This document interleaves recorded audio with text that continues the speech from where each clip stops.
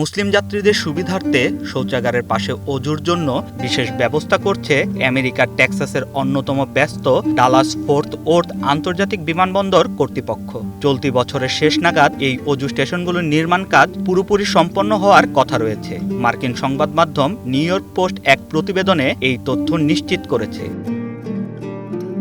প্রতিবেদন থেকে জানা যায়, গত ৩১ জুলাই আনুষ্ঠানিকভাবে এই প্রকল্পটির অনুমোদন করা হয়। প্রকল্পটির জন্য বরাদ্দ ধরা হয়েছে প্রায় $৩ লাখ, যা কোনো সরকারি তহবিল নয়, বরং সম্পূর্ণ ব্যক্তিগত অর্থায়নে বাস্তবায়ন করা হচ্ছে। বিমানবন্দরের ডি টার্মিনালের শৌচাগারগুলোর ভেতরেই পুরুষ ও নারীদের জন্য তৈরি করা হবে আলাদা আলাদা অজুর স্থান।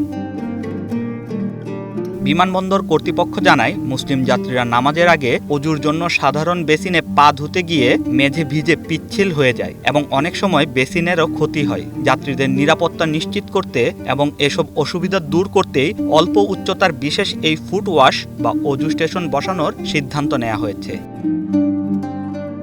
অবশ্য ডালাস ফোর্ট ওর্থ বিমানবন্দরে অজুর এই ব্যবস্থাপনা একেবারেই নতুন নয়। এর আগে ২০১৯ সালে টার্মিনাল ডি এর গেট D40-এর কাছে ইন্টারফেথ চ্যাপেল চালুর সময় সেখানে দুটি অজু স্টেশন স্থাপন করা হয়েছিল। যাত্রীদের ক্রমবর্ধমান সুবিধার কথা বিবেচনা করে এবার শৌচাগারের পাশেই এই ব্যবস্থাটি আরও সম্প্রসারিত করা হচ্ছে।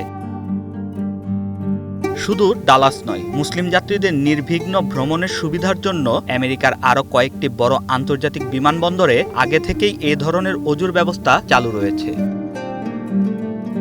শাহরিয়ার আমান সানি, ওয়ান ডিজিটাল ডেস্ক।